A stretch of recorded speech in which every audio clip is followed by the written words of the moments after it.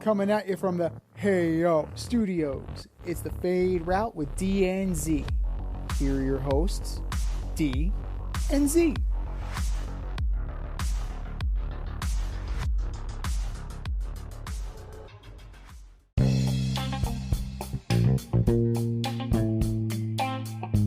Coming at you live from the Ayo Studio. It's the Fade Route with D and Z. I am D.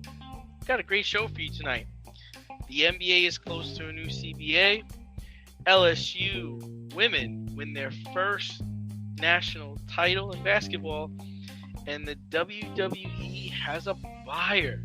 But we begin today's show with the men's NCAA basketball tournament ending on Monday night with UConn beating San Diego State by 17 points.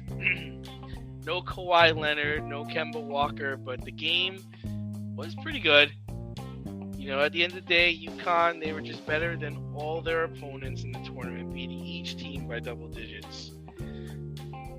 So, Z, do you think the UConn program is now a blue blood program in men's college basketball? It's a fair question, right? And Jim Calhoun brought them there multiple times. Kevin Ollie got them there. And now Danny Hurley got them there. Like, yeah, they're a blue blood team. Like, they have pedigree. They certainly had the pedigree of the Final Four teams, right?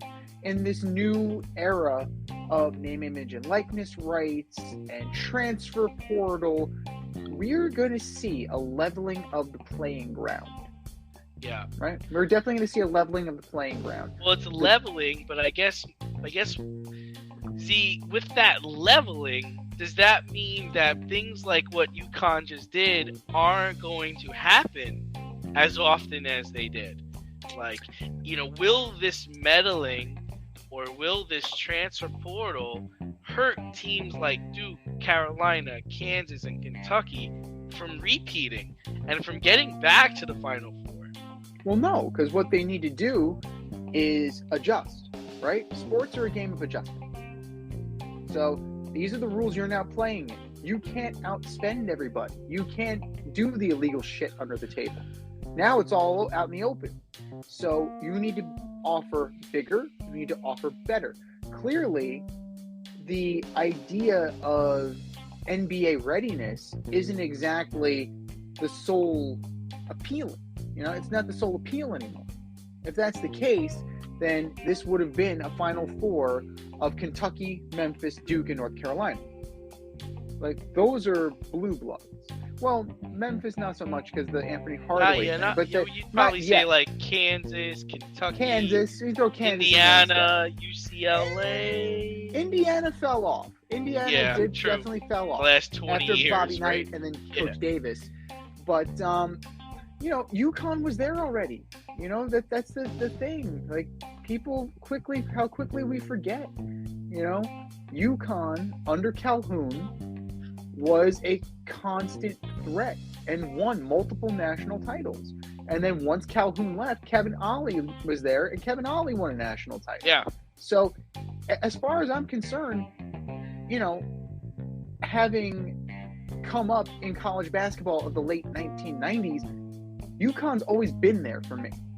So for me, UConn has always been a storied program because UConn has always been a storied program as long as I've been watching it.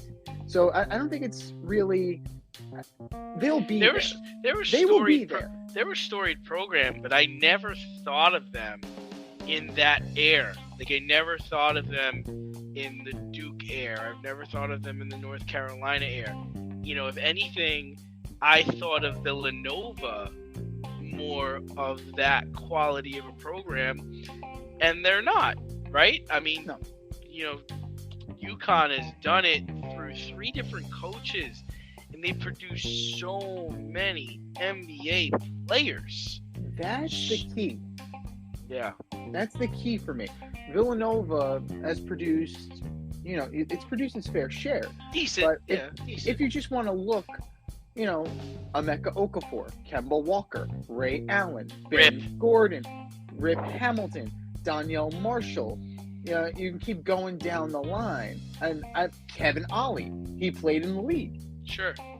So, and then if you want to go to some of the guys that weren't as well known, or guys that didn't get to the level that they should have, like a Charlie Villanueva, had a couple of solid seasons, but didn't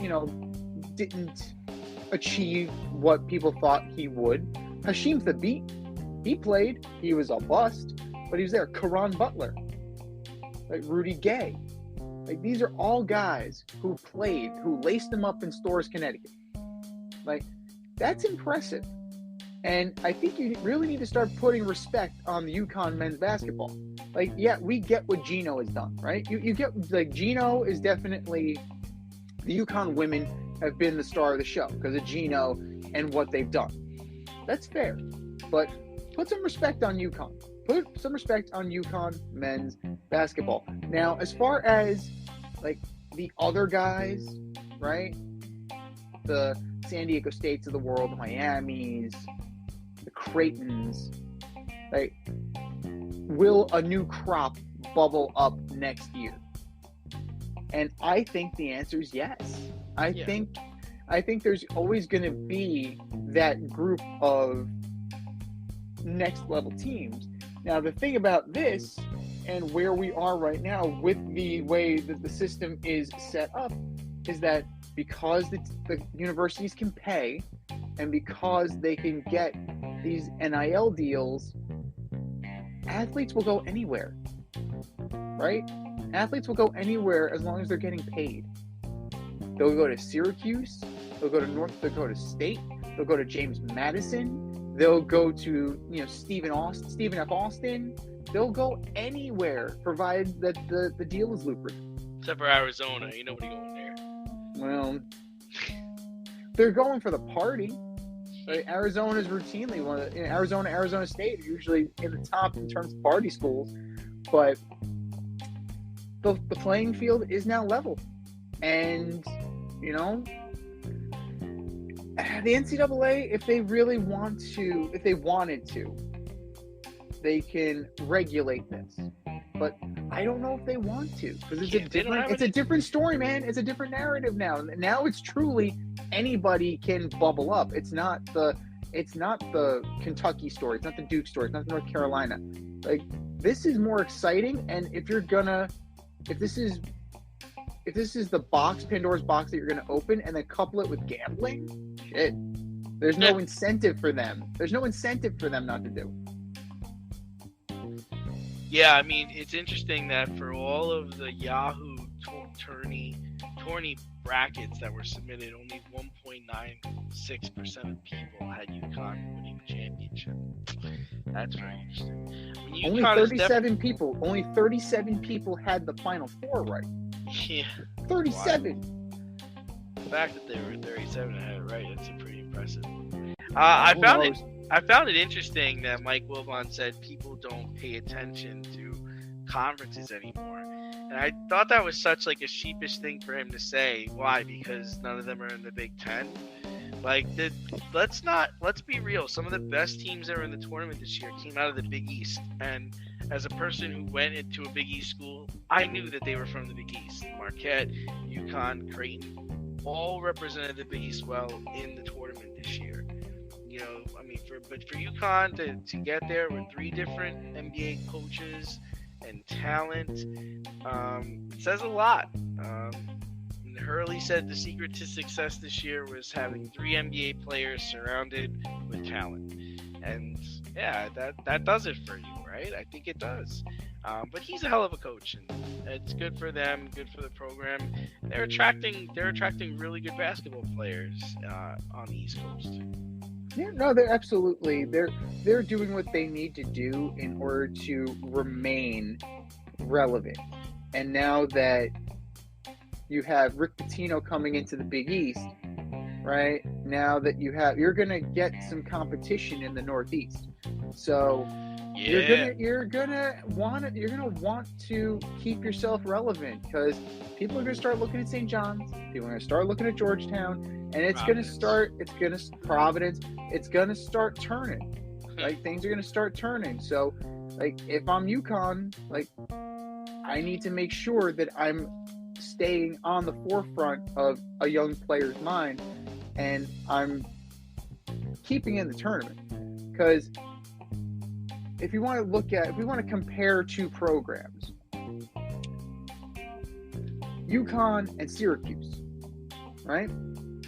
Syracuse seemingly is kind of like middle lower, right? They're definitely on the decline, especially now that Boeheim is leaving. We don't know what that program is going to become. You don't necessarily want to be in the limbo that Syracuse is about to become. But they were there in that dark time, after Calhoun, and then that short period of Kevin Ollie. And UConn knows they don't want to go back there again. Because once you're irrelevant, it doesn't matter. Right. And then on the other side, the women's tournament ended with LSU beating Iowa 102-85. Angel Reese trolled Caitlin Clark with some John Cena hand gestures, and also pretending to put a ring on her finger when the game was well in hand. Do you have any issue with the lack of sportsmanship from the LSU star? Well, let's look at the underlying issue, right? If Angel Reese and Caitlin Clark were men, not women, this wouldn't be an issue. How many guys? You don't think so? I don't think so. Guys trash talk all the time. Guys taunt each other all the time. And it's not labeled on the college as level? On the college level, though? On the college level, on the high school level, on the pro level, in the sandbox? On the court, just in the street. Like, if you're playing street ball, people talk shit. That's part of the game. Like, shit talking is it's as a part of the game as a jump shot. So if you're gonna play playground basketball all the way up to professional level, you gotta be able to talk shit. You gotta be able to take it. Do I personally like it? No. Do I like when I see guys like Draymond Green run their mouth all the fucking time? No. Do I like it when I see Angel Reese chasing Caitlin Clark to do the John Cena in the ring thing? No. I know I'm the minority here. I'm the person that this is not for me. Like, I don't like it in either case. But I can recognize that if these ladies were gentlemen, this would not be an issue. So it's definitely a double standard there. Like, from a personal standpoint, like I said, I don't like it. I don't like rubbing. We don't need to rub our nose. We don't need to rub our opponent's nose in it when we win. We can celebrate that we won, right? Now, after the game, Angel Reese was talking about how Caitlin Clark disrespected a Louisville player and how she taunted her with the "you can't see me" and the daring them to take a shot from the three-point line. And, I get that. I understand where you're coming from. But at the same time, I don't have to like it. And I don't like it when guys do it. I don't like it when women do it. But if this is the nature of the sport, if this is the nature of sports, I can't be mad at it. I used to be mad at the bat flips. I used to not like bat flips. Now I'm numb to bat flips. Now you're doing it when you play with football. Right. And then I'll get drilled, and then it'll be, it'll just be like, hey, and then you throw the bat at the pitcher. Right. And then I charge the mound, and then all is right with the world. But, I see this as a major non-issue. What I see more of an issue with is the Twitter. My God. Sam Acho, Dave Portnoy, Jason Whitlock, I believe, chimed in. Keith Olbermann. So, lots of guys chiming in with their thoughts on what this was, and, using the word classless and there are some racial dog whistles there, but there are more sexist dog whistles in my opinion. Because, if these were two guys in the men's national title game, they would have been feisty competitors. Feisty competitors. When Reggie Miller did the choking sign to the Knicks fans, right? That was okay. If it was Cheryl Miller, she would have been crucified. Reggie was just being real. Reggie was being Reggie. Like, Reggie Miller's Reggie Miller. But if that was Cheryl Miller, I guarantee you she would have been like the Dennis Rodman of women's basketball. That's a dirty pillow stain right there. I guess I'm taking a different approach to it because I think Caitlin Clark deserved it. We gotta rag on her for a bit, and I think she's a good player. I just don't like when people disrespect the game. And I felt like she disrespected the game in the semifinals, when she kind of waved off playing defense on Raven Johnson. I felt like you were disrespecting her. We've seen in the NBA where nobody plays defense on Russell Westbrook if he's beyond the three-point line. Because no one's really worried about Russell Westbrook taking a three-pointer. And I remember back in the day when Rajon Rondo was on the Celtics team, they were like, yeah, we're going to let Rondo shoot anything past the foul line.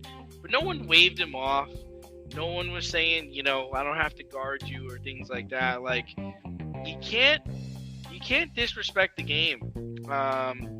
And that's how I feel Caitlin Clark was doing with the you can't see me gestures and waving off playing defense on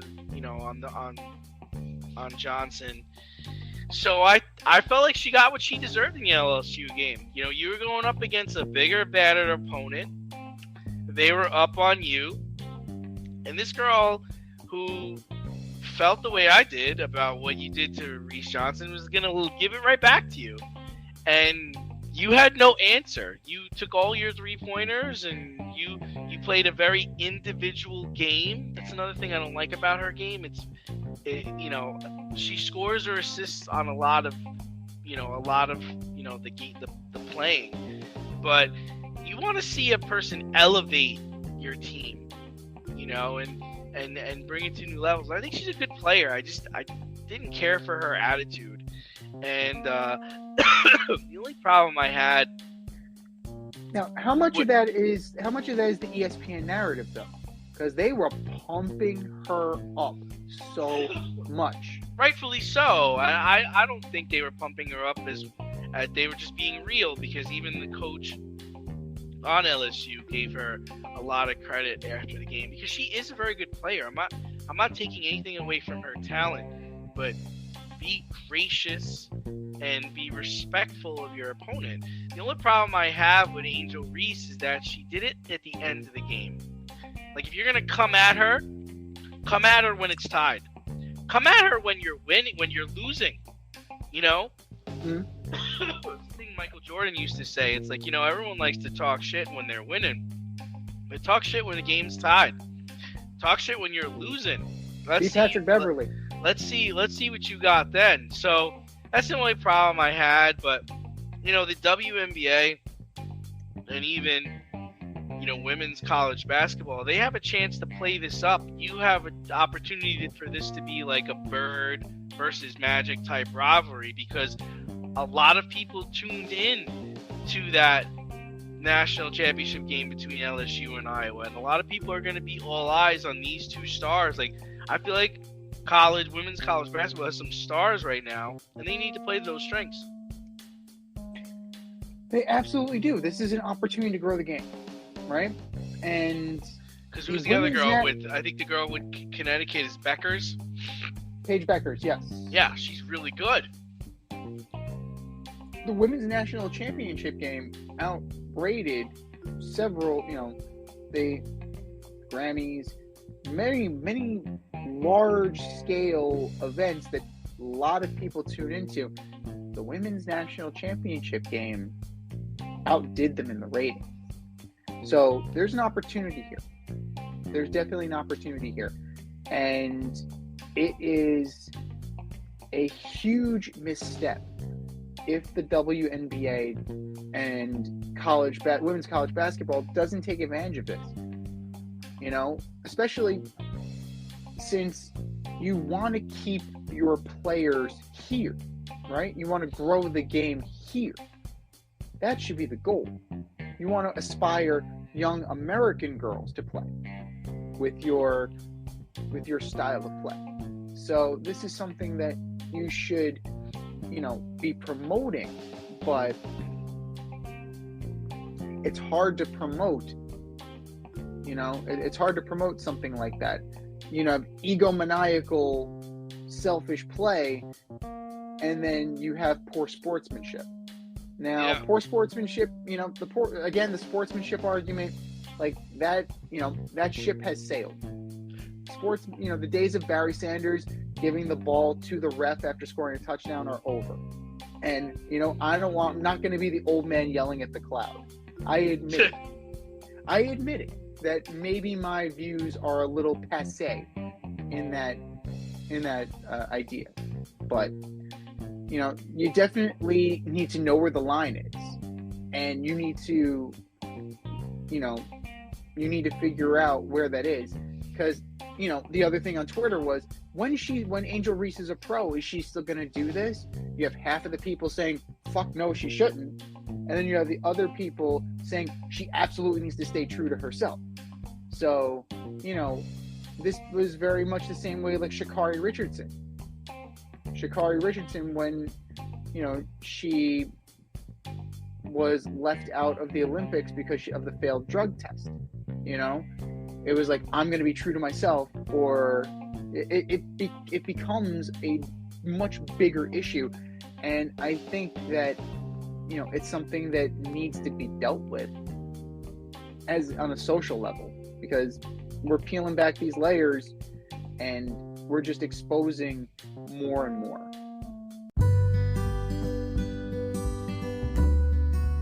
Avoid messy accidents. Get better stopping power with your brake pads. Callahan brake pads. You never know when you'll be driving in the road and there will be a truck tire that you need to avoid and save your family. Callahan Auto. We really care about what's under your hood. Well, sticking with basketball, the NBA and the Players Union appear to have agreed upon a CBA. The players will need to play 65 games to be eligible for season awards. One and done stays in place, and there will be an in-season tournament of some sorts. What are your thoughts on the proposed new CBA? Question. If the in-season tournament counts towards regular season standings, isn't that just the regular season? Yeah, I don't really get it. I don't really understand Adam Silver and why everybody likes him. I don't really get it. I'm confused by that. I don't understand that. Now, okay, they're reworking some salary things, right? They're reworking the way contracts are constructed, but the playing game is weird. I do like the eligibility requirements for postseason awards, but is that going to curb load management? Right, that's the thing. Is it though? No, I don't think so. That's exactly what I was going to say. Is like, I don't think you've addressed the main problem in that players aren't playing the games. I have to admit though, you're right though. The contract thing and the salary cap and the luxury tax, they're trying to incentivize teams keeping their players and developing their players, and not really giving it a chance for, you know, free agents to go to big markets or to form super teams, which is cool. I'm okay with that. But you gotta figure out how to get your players to play games. You know, I've talked about it on this show a bunch of times. Like, I have zero confidence in going to another town or a city to see a basketball game because I don't know who's going to play in the game. I think, you know, there's 3 games left in the season or 4 games left in the season. Jalen Brunson's not going to play in any of the games because he's got some kind of hand issue. It's just like, he's one of the Knicks' best players. what's incentivizing me to go to one of the last 3 games when they've already clinched a playoff spot? Like, why am I going to go to a game now? And maybe this was my chance to go see him play because I could probably get a ticket. Now, why would I? Well, I think you also need to make a distinction between legitimate injury, right? Jalen Brunson is legitimately injured. Is he though? Right? Is he though? Is Ben Simmons legitimately injured? Like, really? Ben Simmons, the Ben Simmons issue is between his ears. So I would argue he is. Now, maybe that's something that NBA needs to take from Major League Baseball and actually have an injured list, or have, take it from the, take the scale from the NFL, probable, doubtful, out. Like, maybe that's something that needs to happen in order to, coax fans into coming out to see the team, even though that player isn't there. Now, load management is a different story, right? Because they're not injured. Like, they don't have a reason. They don't have a physical ailment that's keeping them from playing, right? If it's the back-to-back, if it's the second leg of a back-to-back, there's no legitimate injury reason there. You're just going to chalk it up to load management. Now, the NBA and what spineless Adam Silver is never going to do is hammer down on teams that manipulate back-to-backs. Yeah. Like, because this doesn't do it. Like, unless it's written into their contract, I doubt players really care about being on the All-NBA team, unless it's an incentive in their contract. And a lot of players, like, 65 games, I mean, I'm pretty sure a lot of players know that they're not going to win an MVP. Yeah, so, right. Yeah, like, the only players you affect with that are people that have, like, certain milestones in their contract that if they hit it, they get bonuses. Like, if you're, voted for MVP, or you win sixth man or things like that. Right. But, for MVP award, you're targeting the tippy top of the league, right? You're targeting Giannis, who plays almost every game. You're targeting Jokic, who plays almost every game. And Joel Embiid, he seems to have gotten over the injury bug. So he played. Who is this going after? Who is this going? It's not going after Kyrie Irving. Right. He's not going to be on that level. Like, how do you get those guys? How do you get them to play? Kyrie, I don't know. The difference between like a Kyrie and a Kawhi Leonard. Kawhi Leonard was recovering from surgery. And the other part is like, especially with this new CBA, is like the owners and the players are pretty much 50-50 partners now. Mm-hmm. And now with this new CBA proposal, they're going to get more revenue from merchandise and from marketing. So it's like you're making money hand over fist. So what is this really about? And, at the end of the day, it comes down to something nobody wants to do. And I've said it a long time. You got to reduce the number of games they play. Especially if you're going to put in this in-season tournament, whatever you're planning to do, reduce the season by 13 games. Like, make the games more valuable. Now, as far as back-to-backs, I don't really know. I mean, it's a basketball game. Right. So, instead of, having a person sit out entirely, what would be their hurt in, like, limiting their minutes maybe in a game? I mean, is that so bad that instead of playing, 30 minutes, maybe you play 15 or 20, or is that just not possible? Are you worried about getting killed from the media because you didn't play Kevin Durant in the last 4 minutes of the game? Like, I don't really know. I don't know what the answer is, but this CBA did not address the biggest problem the NBA has. But I do find it interesting, though, that, even if the back-to-back thing... And Z, just to say, guys are getting paid, man. Yeah. Like, guys are getting 60, 70, $80 million contracts. And these are just B-level players. Yeah. The money's out of control. The money is dead. But sports contracts are out of control. They're in line. Unfortunately, Like, they're in line. So, the only sport that doesn't really get paid on that level is hockey. So those guys play the hardest. Right. But what I find interesting is that, like you said, back-to-backs. Every team fears what happened to Kevin Durant, right? Oh, we're going to limit his minutes. You just go out, warm up, take a layup. Oh, shit. My leg. Right. Oh, my leg. Right. I understand why teams deactivate their star players, because they don't want anything to happen. You're going to put them in bubble wrap.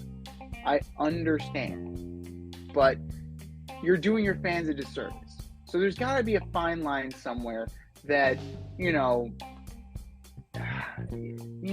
it's kind of like the Jason Kidd pulls Luka Doncic aside and said, hey, take it easy, take a couple of jump shots and sit on the bench. Yeah. Like, we're going to dress you. We're going to dress you, but we're not going to play you unless, like, half the team gets injured. Right. We're going to play you 5 minutes a quarter. Like, is that so bad? Is that bad? Is that bad? I don't think so at all. Whatever, but there's another thing we haven't touched on yet. The designation of supermax contracts. Now teams, like, there were restrictions, right? There were only 2 supermax contracts per team. Now they've eliminated that. So you may not be able to do it by free agency, but you can do it by trade. So that might be something that we're looking for. Maybe it's not the free agent super teams that we need to be looking for, but we also need to be looking for the trade super teams, like what happened with the Phoenix Suns. That might be the new way to go, trading assets for the superstar player in order to build that super team. So that's something we need to be on the lookout for. Step outside of your safe area and make a statement without saying much with FCK Clout Lifestyle Apparel. Embrace the colorful chaos and stay emotionally regulated in their hoodies, snapbacks, graphic tees, accessories, and more. Season 3 merch is up now. Get it while you can. Go to fckclout.com and get all of your needs from men and women. That's fckclout.com. And speaking of on the lookout, I don't know if you guys saw it, but WrestleMania has come and gone. The Raw after WrestleMania has come and gone. We don't really touch on professional wrestling and sports entertainment on this show like we should. We both grew up as wrestling fans, but this is a pretty big deal from an entertainment standpoint. Vince McMahon found the perfect sale partner to solidify his return to power to World Wrestling Entertainment. The Endeavor Group, which owns the UFC. So it is essentially the parent company of UFC, bought WWE and is now planning on merging the 2 organizations under the publicly traded TKO. So if you see TKO in your stock sheets, ladies and gentlemen, that is the new UFC WWE merger, and it only cost them $9.3 billion. It's couch cushion money.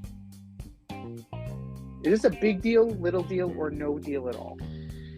Yeah, I mean, I think it's a big deal. I think it's an enormous deal. I thought a media company would come in to buy the WWE. That's where I really thought was going to happen. I thought Comcast or somebody, or even Disney, really thought they were going to come in and make a lucrative offer. This makes sense, right? Because what's going to happen, I don't think you're going to get a Brock Lesnar against John Jones. I don't think that's going to happen. But what I do think is going to happen is they're going to try to secure a TV deal. And the TV deal will be a lot more money because now it's WWE and UFC. And I think a lot of there's going to be a lot of cross-marketing going on. So you're going to see Triple H, promoting UFC on his Twitter feed. You're going to see John Jones going to WrestleMania and other pay-per-view events. I think that's where it's going to really, make a big splash. And I also think the merger is going to help the WWE cut costs. I would assume there's going to be mass layoffs corporate because you're not going to need all the double work anymore. And I wouldn't be surprised if within the next 5 years that they go after boxing. That way they have all of the bases covered from a physical sports and entertainment, and I think that would be the next thing that they go and capture. And listen, I've always said this, Dana White is in the money business. He's not in the UFC business. He's in the money business. The dude knows how to make money.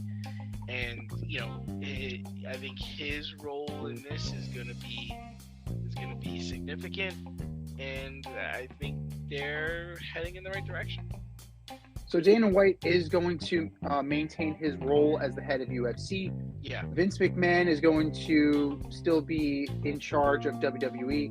Right. The leader of the Endeavor Group has already said all of the final business decisions go through White and McMahon, respectively.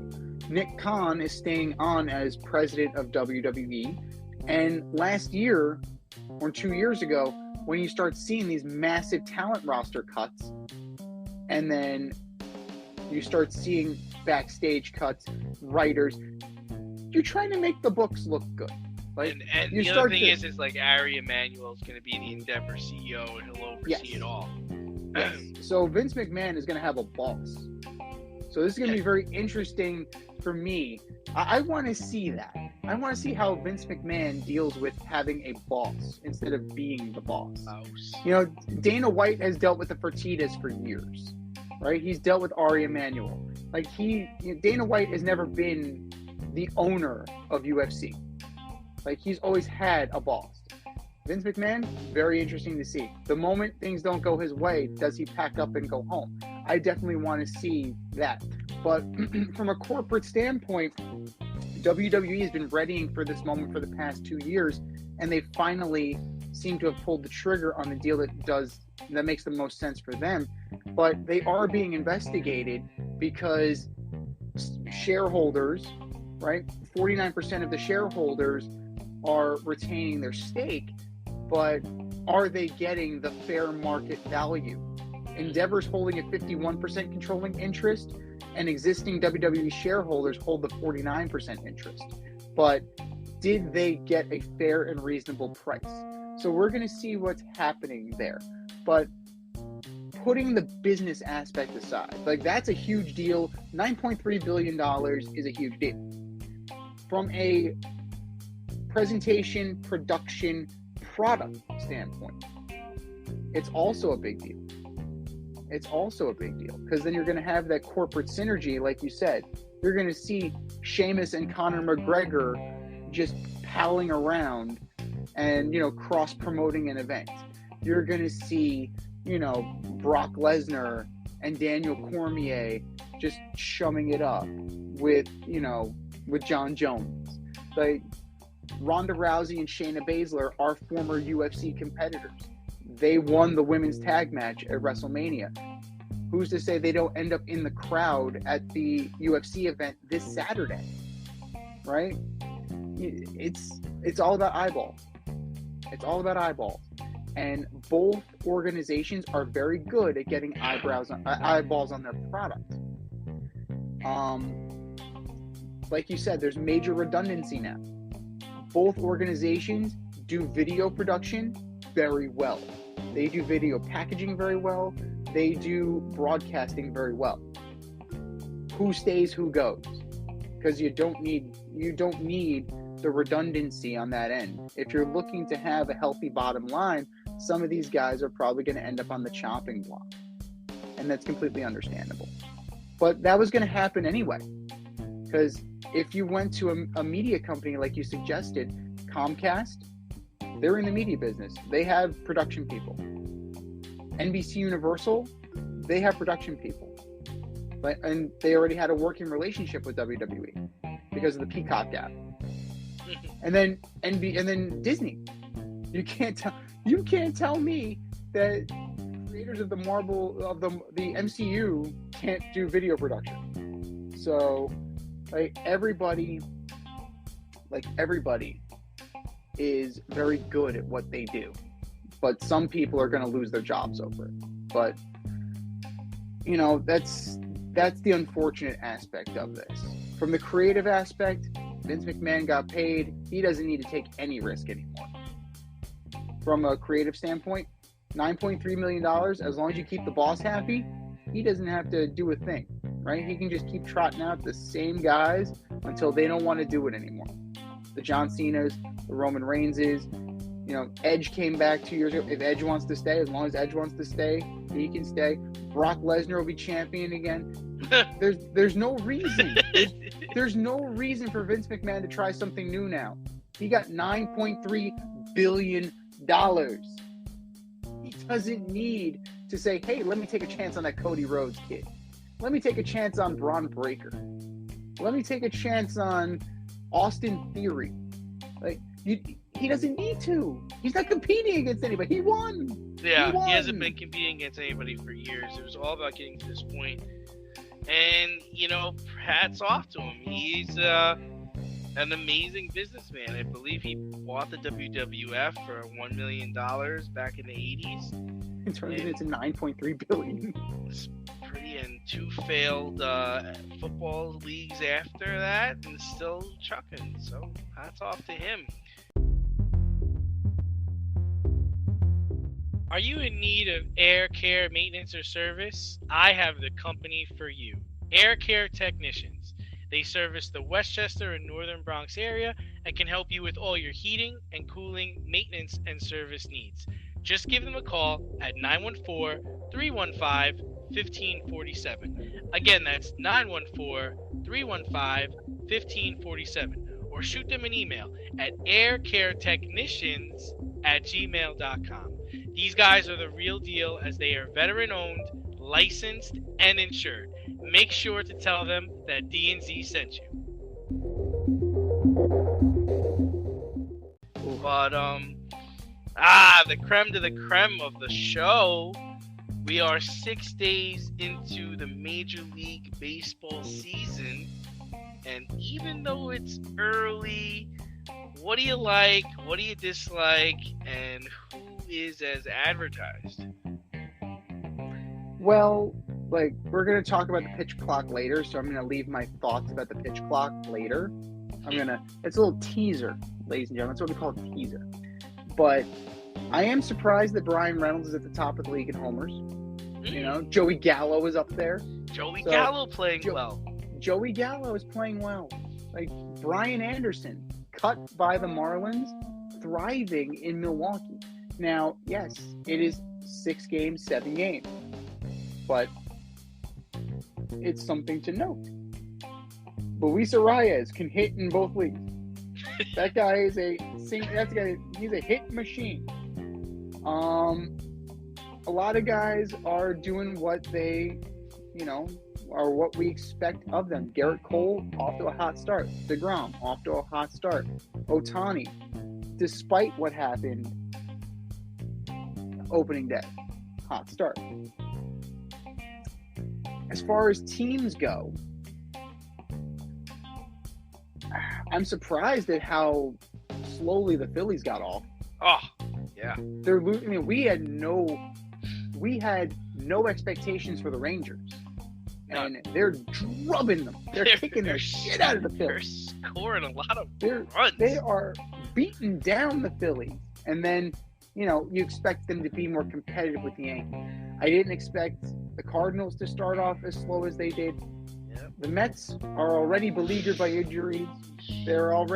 But you know what? Is it better to get this out of the way now so that you're peaking at the right time? I don't know. Are you getting it out of the way now? You don't want to get buried early. Or are you don't want to get buried early. Yeah, but are you getting it out of the way now, or are you setting the standard for what this year is going to be? That's the whole thing. It's well, it's about the expectation, right? A team like the Royals, they're 1-4 on the season, right? They're burying themselves now. They're not talented enough. Like, nobody expected anything out of the Royals. The Mets, they have professional players.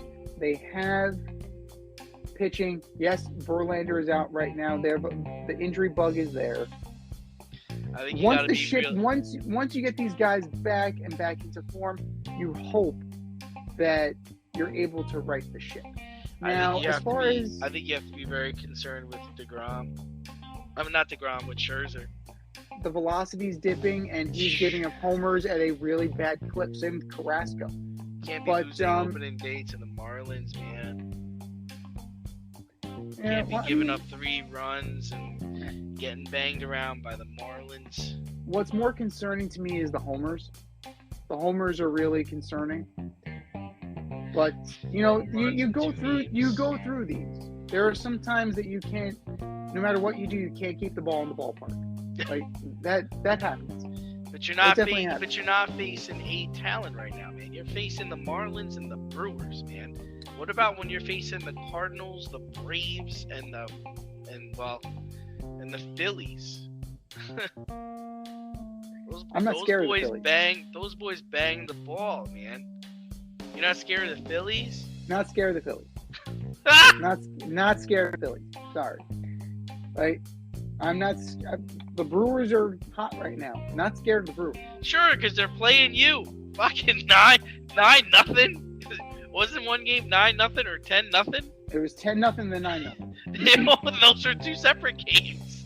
Yeah, and I'm still not scared of the Brewers. No, nobody is. Yeah, no. Like, what's concerning is that the Cardinals are 2-4. And did you see this thing about Ali Marmol calling out Tyler O'Neill for not hustling? No. Yeah, so that's something. He's asserting his authority as manager. Go get But that speaks to something. That speaks to something a little bit different. That definitely speaks to something that's happening. And I'm not sure, I'm not sure if it's necessarily a good thing. Players don't really respond well. Like, players don't respond well to that. No. Like, and O'Neill's response said it all. I play my ass off. I hustle all the time. Well, you didn't. If you did, your coach wouldn't be yelling at you. But in terms of pleasant surprises, the Rangers are 4-2. The Angels are 4-2. The Guardians are 5-2. And the Rays are 6-0. I mean, love it. How can you not love baseball?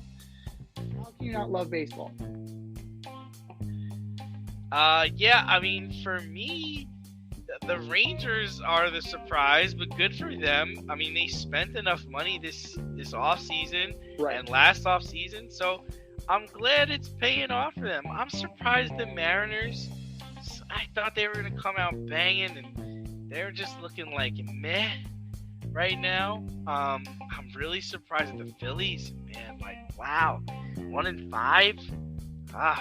Jeez, what the? Yeah, I guess you could save the pitch clock for later. The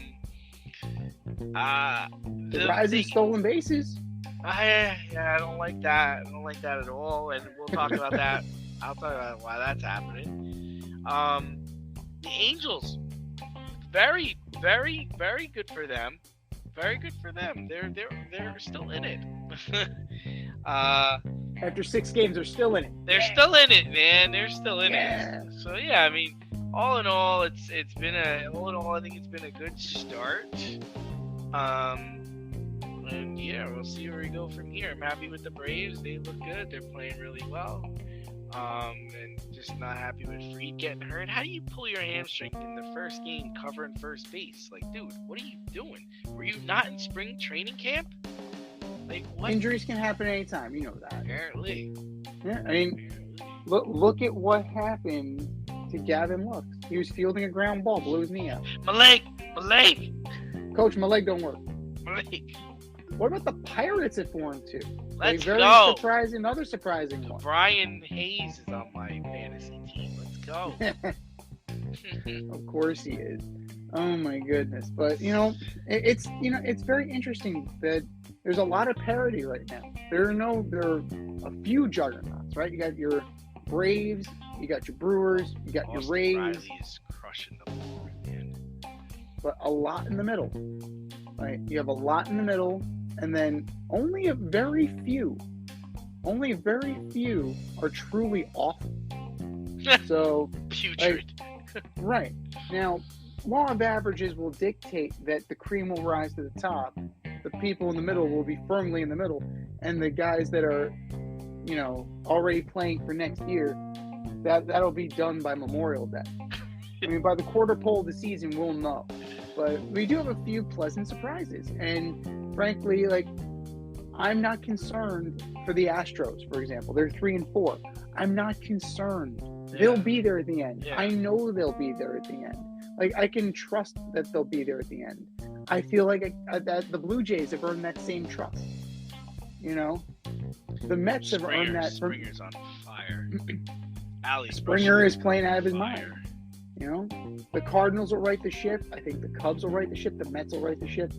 And then, the Padres are at 500. They'll rise. Baseball will balance itself out because it always seems to. Very rarely do you get flashes in the pan, but normally they don't have the staying power. The one team that was a flash in the pan that actually went all the way was the 2005 White Sox. I would say that they really came out of nowhere and sustained it. But we're going to see. But it's definitely a good start to the season, and it's promising. Let's see what happens as we move forward.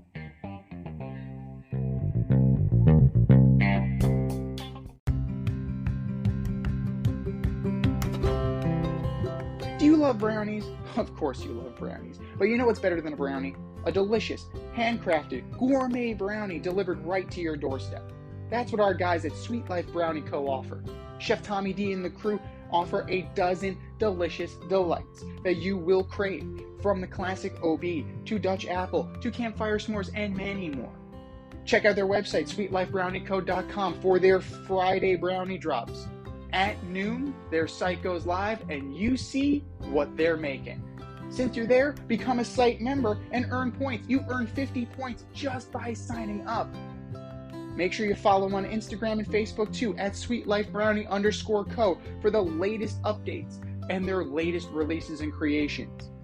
That's sweetlifebrownieco.com. Give them a call, 845-641-3043, and tell them D&Z sent you. That's sweetlifebrownieco.com, 845-641-3043. Sweet Life Brownie Co., because there's always room for a brownie.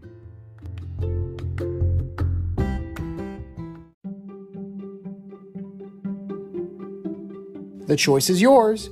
Swipe left or swipe right.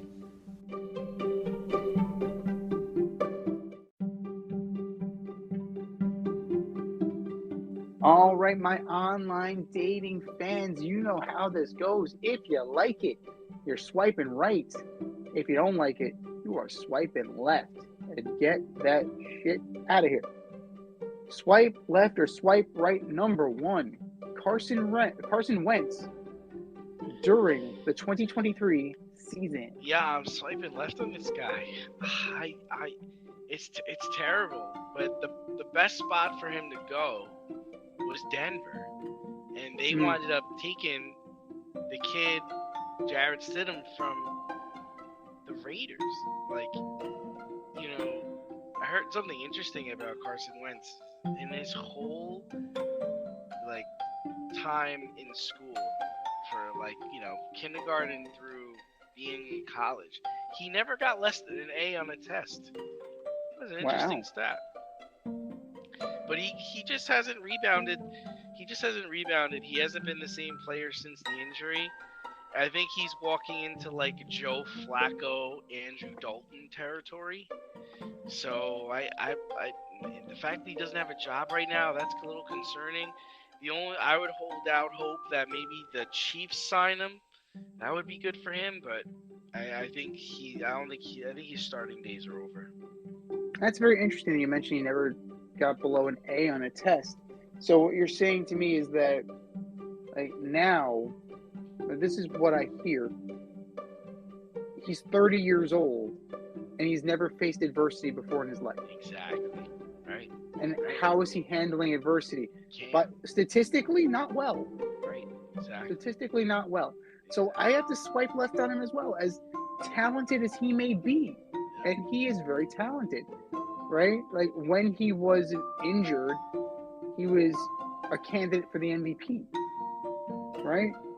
He had the Eagles primed and ready to go to the playoffs, and Nick Foles took them the rest of the way. Dude, but in the history of the NFL, there's only been 2 quarterbacks that had 30-plus touchdowns and under 10 interceptions in their second year in the pros. And those 2 players are Carson Wentz and Lamar Jackson. Wow. And those 2 quarterbacks are viewed extremely differently. Yep. So, and wouldn't it be something if Carson Wentz ended up the backup wherever Lamar ends up? Now, that would be something very interesting. But the Ravens, I know the Ravens have Huntley on the roster, but that's about it. You know, the scuttlebutt is that they're considering taking a first-round quarterback. Yeah, but that's it. You take a flyer on Carson Wentz and see what you can get out of him. You know, he would be fine to have in camp competing for a spot. I'm sure there's going to be, you know, if Gardner Minshew can get a job, you know, why not Carson Wentz? You have plenty of talent out there who are cuspy, right? You have guys just good enough to make a roster, just good enough to carry a clipboard. At this point in time, Carson Wentz is that guy. Like, Carson Wentz is less stable than Sam Darnold. And Sam Darnold just got to deal with the Niners. So he'll latch on someplace. But in terms of playing time, swipe left. Big time. Swipe left, swipe right. Number 2, both the LSU and Iowa women's basketball teams getting invited to the White House. Yeah, this comes up because Joe Biden is thinking about having both teams come instead of just having the national champion come. You know, it's tough. I've gone back and forth on this. I'm going to swipe right on this. And here's the reason. I think, regardless of who the president is, whether you like him or not, I think it's a complete honor to go to the White House and meet the president of the United States. Now, in men's sports, I mean, there's a chance that there's a larger number of guys that are going to go on to play in professional leagues and have an opportunity to make their way to the White House at some point, right? And I don't feel like that same opportunity lies in the women's sport. I think there's a smaller number of women going to the WNBA. There's an even smaller number that are actually going to get a chance to go to the White House to meet the president and meet the first lady. So since these 2 teams are college teams, these are college students, I really think it's a great opportunity to go to the White House and meet the president and be honored. But the only thing I would say is that I would say that then that should take place maybe before the game, instead of after the game. Having those 2 teams come after the game might be a problem. I'm going to swipe left on it. Like, it's kind of a passé idea to begin with, to have the champion of a league or champion of, in this case, the NCAA tournament, go visit the White House for a photo op. Especially in recent years where the political divide is just getting wider and wider and wider, and players and teams are making conscious decisions to avoid such situations. It's not even worth it at this point. It really isn't worth it. Just, do something else. Like, if you want to have a phone call with the president, whatever, that's fine. You want to FaceTime with the president, do that. You don't need to charter a plane. You don't need to get all these people into the same room to stand there and take a photo that nobody's ever going to look at again. But it's just a passé. it's a passe idea, and it's, the idea of having the runner up there too kind of cheapens it, right? Because it used to be just for the champions, right? It used to be kind of like a privilege. No, it's great. Right? It's a perk. It's great. Yeah, 100%. It's a perk. Yeah, you get to have a catered lunch and you get to hang out with the president, but you won to get there. Like, why is the second place team getting the same perks of the winner? That doesn't make sense. So, I don't know. I think it's something that needs to be revisited, and it'll be something that eventually fades away into the bygone era. Swipe left or swipe right, number 3. The new pitch clock so far. God, I hate it. Swiping left. Like, first of all, if you're a base runner, it gives you all such an advantage, because you can see the clock winding down and when the pitcher has to deliver the baseball. And if you time it just right, you can go. And then the other part I don't like about it is, I forget what game I was watching, but the runner had timed it perfectly and pretty much took off, and then the catcher called timeout. And the umpire honored the timeout. It's like, well, wait a minute. What are you how could you call timeout when he took off from first base already? Like, what are you talking about right now? So I think it gives believe it or not, it gives both sides an advantage in different ways, depending on how you're playing the cards. And I don't like it at all. So, I'm swiping left on this, but you have to take into account multiple things at once. There are 3 new changes, right? There are 3 new changes that we need to worry about. The pitch clock, the defensive shift ban, and the bigger bases. They're all kind of playing into each other. The people who care about pace of the game and time of the game, why are you going to a baseball game? It's averaging 2 hours and 38 minutes. Fans of baseball aren't looking at the clock and saying, fuck, this is really long. People that are invested in the game are invested in the game. I understand that you're trying to grow the game. I get that. The idea is not lost on me. But there are ways to do it without bastardizing the game. And I feel like the pitch clock is a bastardization of the game. Limit the number of times that hitters can step out. Okay. Sure. Limit the disengagement from the rubber. Perfect. Love it. Can only throw over to first base twice. Fine. Okay. Clock isn't necessary. Right? You eliminate the shit like what Nomar Garcia-Parra used to do when he had that routine with his tapping and readjusting of his batting gloves. Or Adam Ottavino, who has to pace around the mound after every pitch, trying to figure out how he can give up another walk-off fucking home run. Like, thanks, Otto. Oh, nice shit. going, jackass. So, yes, the games went from 308 last year to 238 so far.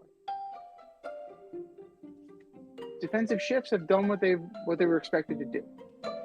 Batting average has gone up. It's helped your boy Gallo. Oh yeah. Well, he's hitting them over everybody. Like he's hitting them over everybody this year. Something he could not do in the smaller ballpark. Weird, huh? So there's that, and then it's just very complex. Like, why must batters be in the box and alert 8 seconds with 8 seconds left on the clock? Right? Let's compare this to a shot clock in basketball. Can you shoot after 8 seconds? You can take it all the way down to 1 and shoot. How about a play clock in the NFL? You can take it all the way down to 1. Why the arbitrary number of 8? 8 seems weird. Like, okay, like, why 8? Somebody explain it to me like I'm a third grader. Why 8? You can still call timeout before 8 seconds. Oh, 7 seconds. 7 seconds. Nope. And that's why Tim Anderson got run. That's why Manny Machado got run. Yes, they were in the wrong, but why is it 7 seconds? Somebody explain this to me. The 2 disengagements I like. The 3rd pickoff attempt, it's a balk. It's considered a balk. That's nice. I'll take it. But, I don't know. I have a bad feeling that at some point you're going to have, like, the bottom of the 9th inning, 2 outs, 2 strikes, the tying runs on second base, and the hitter's going to get called out on a pitch clock violation, and that'll end the game. I think that we really need to start thinking about this logically. And my fiance had a great idea, and I credit you, baby. That's a great idea. Treat a 2-strike pitch clock violation like a foul ball. That you can't be struck out on that. I think that's a good modification, because you're going to piss off a lot of guys. You're bound to piss off a lot of players if you keep going down this way, and you could be potentially impacting games. So major swipe left on this one.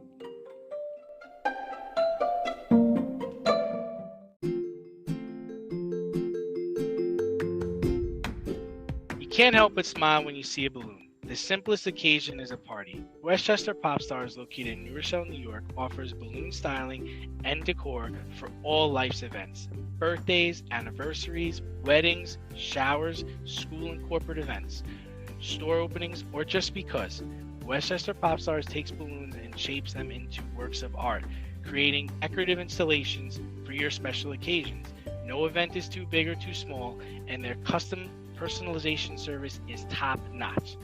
Westchester Pop Stars is a private studio, quickly expanding.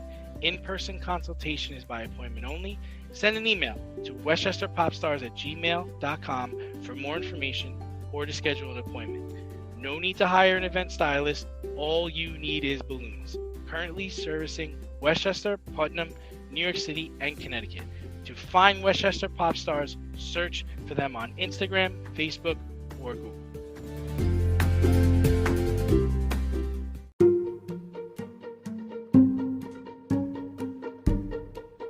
The Fade Store presents the Alleged Superstar of the Week Award.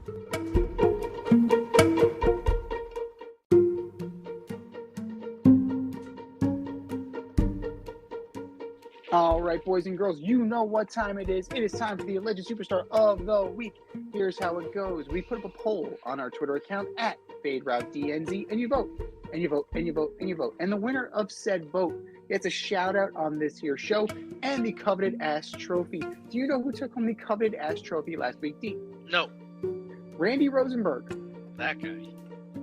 Salud. Good for you. Enjoy AAA, Randy. But that was last week. This is this week. Who are your nominees for Alleged Superstar of the Week, D? All right, first up, I've got Iowa star guard Caitlin Clark. Disrespected Raven Johnson on defense by waving off playing defense on her. Teams don't defend Russell Westbrook at the three-point line. Teams didn't defend Rondo beyond the foul line for many years. Nobody waved off defending them. Caitlin Clark, you are my Alleged Superstar of the Week. Number 2 is Manny Machado, thrown out of the first inning yesterday after getting called third strike for not being ready with 8 seconds left on the pitch clock in the box.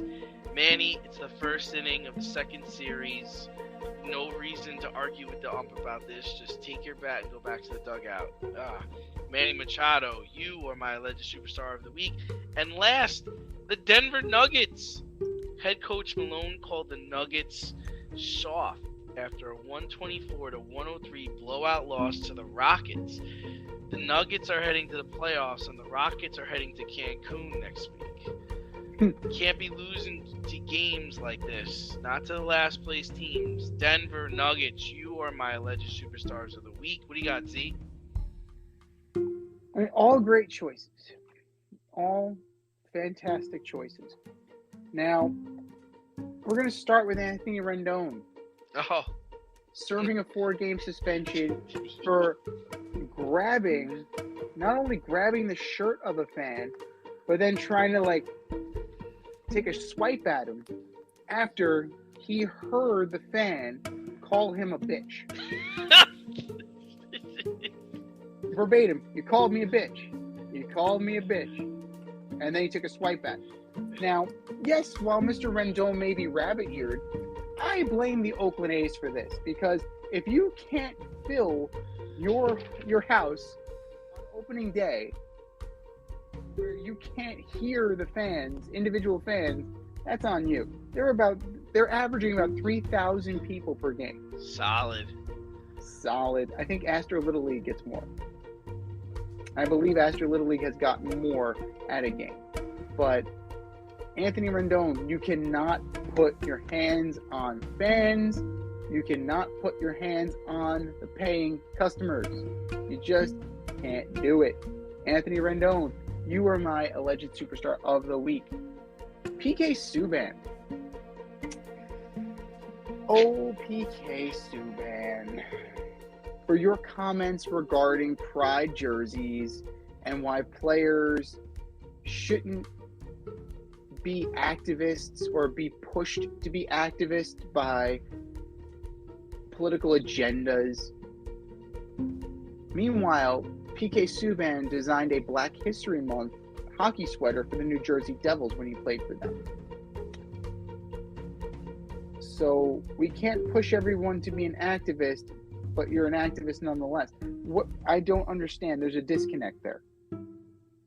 So it's either stick up for what you believe in and fight on the side of right, or just shut up. One or the other. It's either one or the other. So, PK Subban, you are my alleged superstar of the week. And last but not least, Apple TV. Apple TV. The MLS package has only sold about 40% of what they anticipated they were going to sell for this new MLS TV package at $12.99 a month. If you're an Apple TV Plus subscriber, $14.99 if you're not. All the games are on 1 day a week. Select games will be broadcast on national TV like ESPN and Fox Sports, but you don't have access to your team's home and away game. You don't have your traditional broadcasters. Sometimes you don't have Spanish language. And on top of that, it's $14.99 a month. $14.99. You know what I can get for $14.99 a month? I can get ESPN Plus. I can get Peacock, and I can get Hulu for around $18.99 a month. And I can get every major soccer league around the world. $15 for your product, or $20 for everything else in the world. If you really want to drive fans away, keep doing what you're doing, Apple TV. You're doing a bang-up job. Apple TV, you are my alleged superstar of the week. We've said our piece. Go to the Twitter account at FadeRouteDNZ and vote, and vote, and vote, and vote, and for our nominees.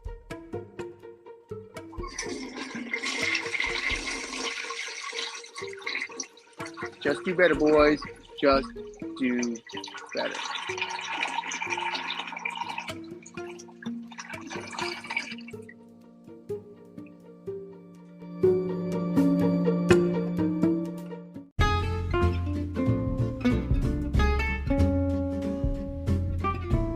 Need need a little inspiration in the kitchen?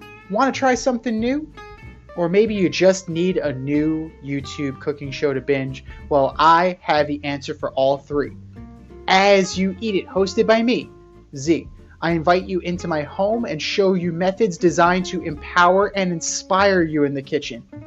Cook how you want to cook, eat how you want to eat as you eat it. That's As You Eat It, available only on YouTube. AZ, You Eat It. Check it out and let's get cooking.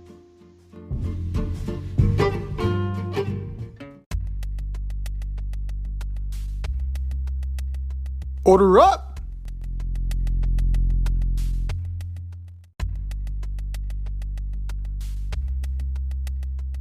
All right, boys and girls, it is time for us to order up. Order up, order up.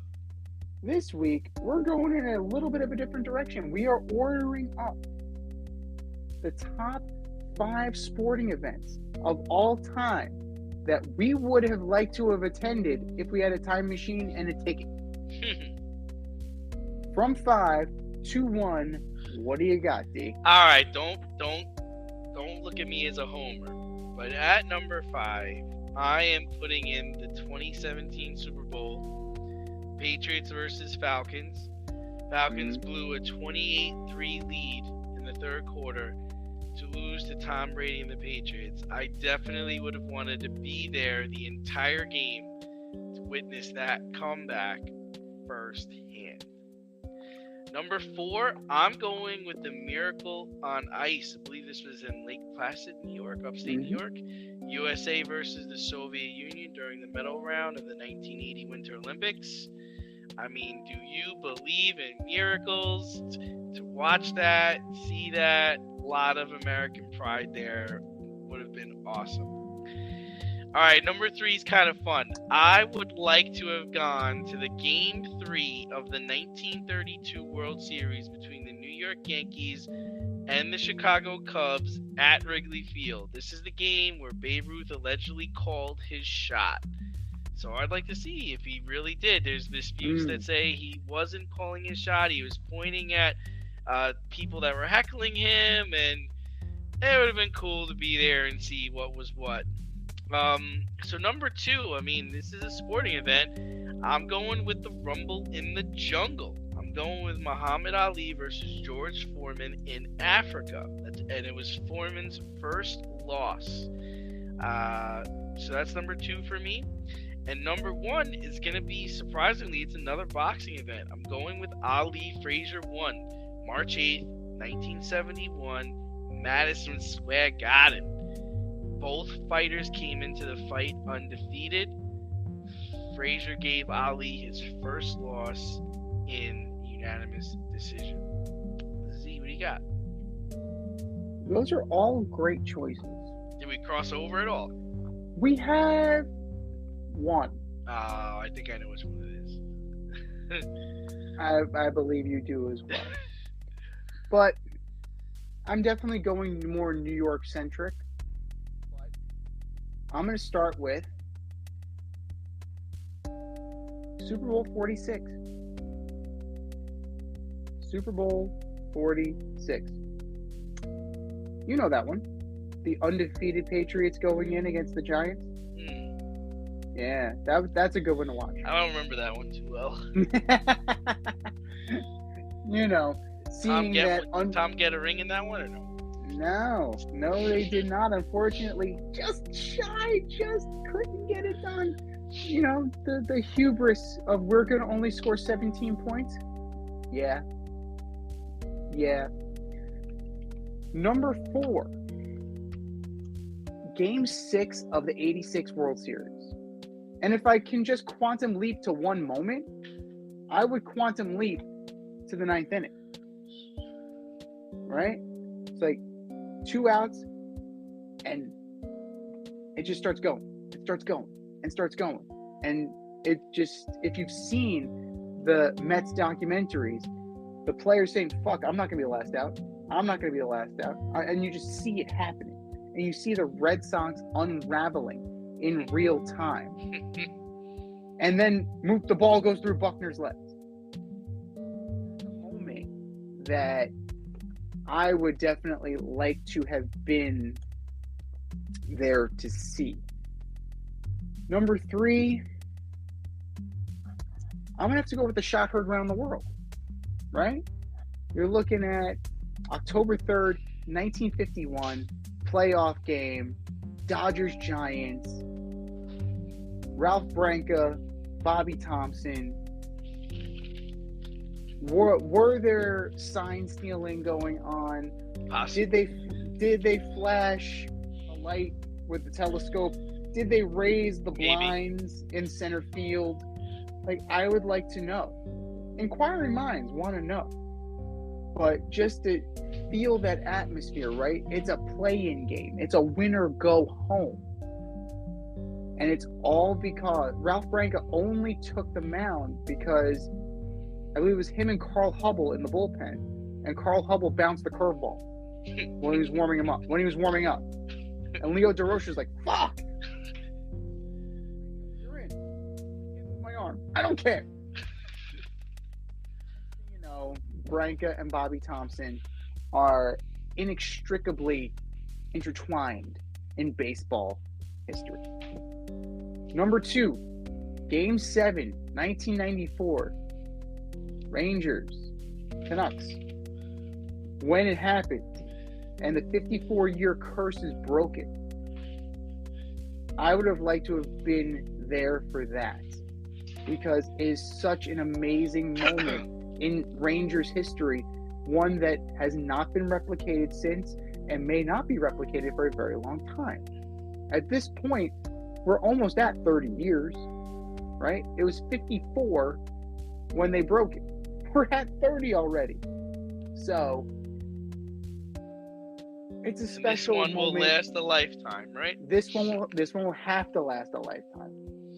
Yeah, exactly. Sam Rosen, this one will last a lifetime. It's, you know, it holds a special place in my heart because I lost my great aunt the week before.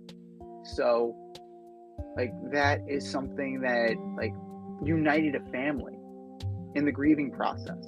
So that's a pretty cool moment. I wish I could have been there in the Garden in person. But you already touched on it. Number 1 for me is the Miracle on Ice. Like, you have the geopolitical nature of it, right? You have the sports nature of it. You have U.S., Russia. You have this Russian juggernaut of pros against this ragtag group of college kids. Like, that's a Disney movie. That's a Disney movie before they made it into a Disney movie. Literally. It's literally a Disney movie before they did it. And to pull it off, like, that's the stuff that dreams are made of. That's the stuff that movies are written about. So, for me, it's definitely a special time. And, you know, it's one that we can go back to and we can have a little bit of pride because, you know, as a country, like, we were the underdog. We don't get that feeling very often. We don't get to be the underdog a lot on the geopolitical stage. But for that moment in that time, we were the underdog and we were the plucky guys that could. That's pretty cool. This has been the Fade Route with D&Z. Thanks for tuning in tonight. Catch our podcast on Wednesday night on iHeartRadio, Spotify, or wherever you listen to your podcasts. So until next time, stay faded, everyone. Time for us to run the go route, but we'll talk to you next week.